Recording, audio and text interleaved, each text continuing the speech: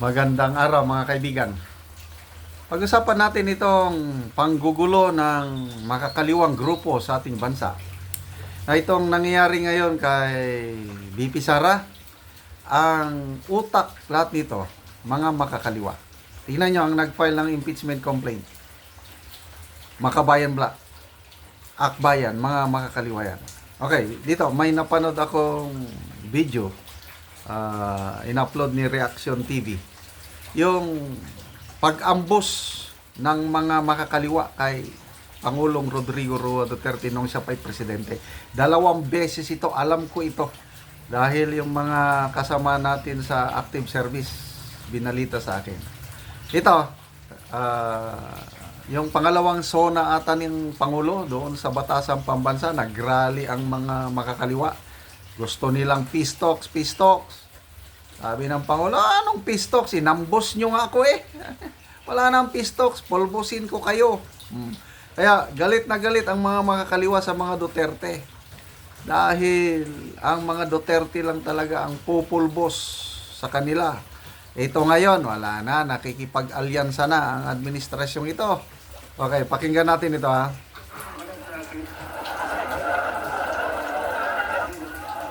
Bakit ituloy ang peace talk yan ang gusto ninyo?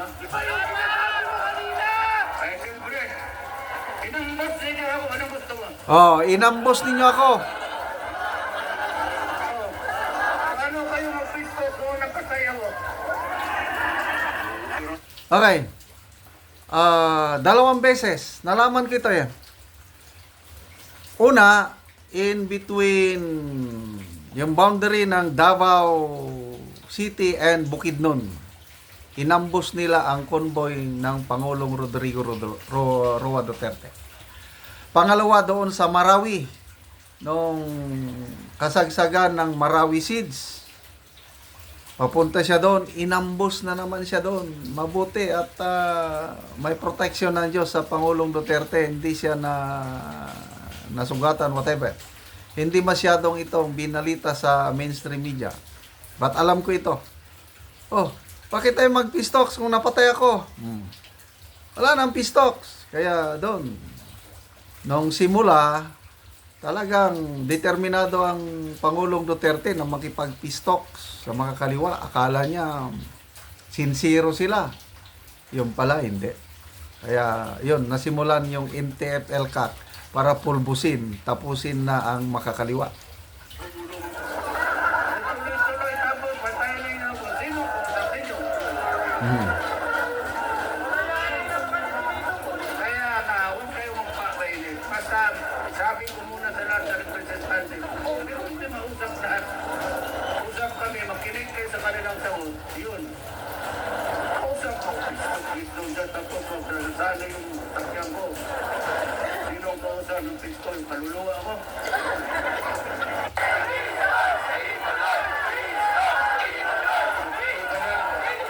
Manigil ko rin kayo. Itong laro na ito matagal to. Noon pa to. Kung may magdalambingan, may magpikunan, pero ganun lang yan. Kailan ba ito na hinto? Hindi mo na ito na hinto. Kaya lang pag nakapikunan, ganun talaga. You know, meron pa yung isyo na intindihan ko. Alam ninyo ang posisyon ko rin. Alam ninyo ang ginagawa ko ang lahat. Hindi ko na sinasabi na tinatakil-talikuran ko yan. Eh pati ako, inaampos pa ninyo. Ano, klase ko. Walang kanonan. Pag tinanon ninyo ako, ito talikod na talaga ako. Babay na lang. Wala lang sisto. Wala naman. Yung Marcelo rin. Eh kung, ano, usap tayo ulit. Sabihin mo na kanila, pag-usap tayo ulit. Okay lang. Once yan o, may tatapusin lang ako para sa lahat.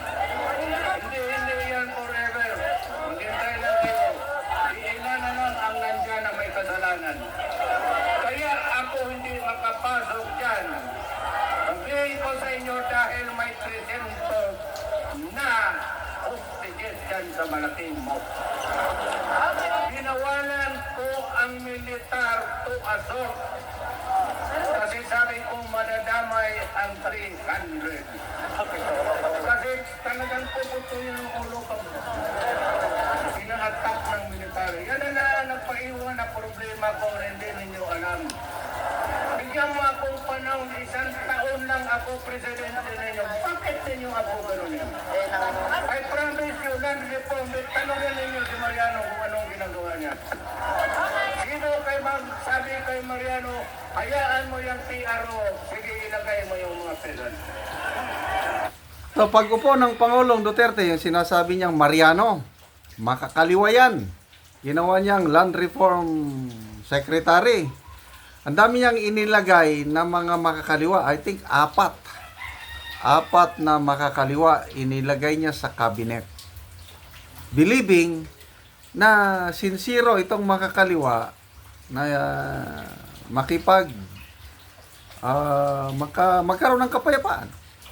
Kaya lang wala, inabuso nila talaga. Yung sinasabing peace talks nila, ang peace para sa kanila is kung bumagsak na ang gobyernong ito at sila na ang namuno, that's peace according to them. Kaya malaking issue po. Kailan ba yun? November of 2023. Mag-isang taon na.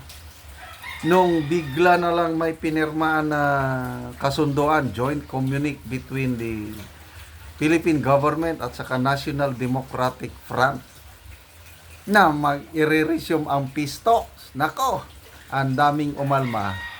Even active and retired men and women in uniform, grabing umalma talaga. Bakit tayo makikipag-peace talks sa mga kalaban ng gobyerno na matagal nang nagpahirap sa bansa? Ngayon na mahinang-mahina na sila, bakit ka makipag-peace talks ulit? Bakit pumayag ang Pangulo na i-resume ang peace talks? Kasi nakadikit sila. Meron na napapalibutan na naman itong gobyernong ito, yung sabi nga ng si Captain Dado, may post yan na ang makakaliwa nagkakaroon na ng strategic offensive sa political arena dahil dito sa impeachment, mga peace talks, offensive sila. Ito ngayon, sila ang utak sa impeachment ni BP Sara. Gustong-gusto nila talagang ma-impeach si BP Sara dahil ayaw nila na nandyan si BP Sara na magiging presidente sa 2028. Lalo silang pupulbusin. In fairness naman, kung yung continuity of programs, to me saludo ako sa continuity ng NTF-ELCAC. Ito yung isang nasimulan ng Duterte administration na talagang pinagpapatuloy ng Marcos administration. Ang AFP, PNP, ang NTF-ELCAC, nandyan pa rin. Nako, yung pondo ng NTF-ELCAC, yung Barangay Development Fund. Panahon ni PRRD, bawat barangay na yung liblib na barangay na napabayaan, na-clear ng ating AFP, PNP, na-clear naabog na nila ang mga armado. Bubuhusan ngayon ng pondo. Social services, kalsada, tulay, eskwelahan, patubig, electricity, ano pa ang mga social services. 10 million pesos ang budget bawat barangay. Kaya naging successful po yung NTF-ELCAC. Pagdating ng Marcos administration, napababa nila, ginawang 2.5 million pesos na lang ang pondo bawat barangay. Ngayon, good news ito dahil pumayag ang Pangulong Marcos, na-realize niya siguro bakit binabaan. Kasi may effort. Diyan pa lang sa Congress, pinababaan na nila This year, ginawang 7.5 million pesos. This year. Next year, hopefully may pasam, babalik sa 10 million pesos pondo bawat liblib na barangay para sa pagpatayo ng mga tulay, kalsada at iba pang pangangailangan ng mga tao sa bundok para hindi na sila ma-recruit ng mga kakaliwa. Kaya ang galing. Sana matapos na ang kaguluhan ito nitong mga makakaliwa. Mahina na po ang armado nila, ang buhay na lang, yon mga alipores nila sa Kongreso. So, bantayan natin ngayong eleksyon. Yung mga kandidato nila, may kandidatong senador, may kandidatong party list na congressman.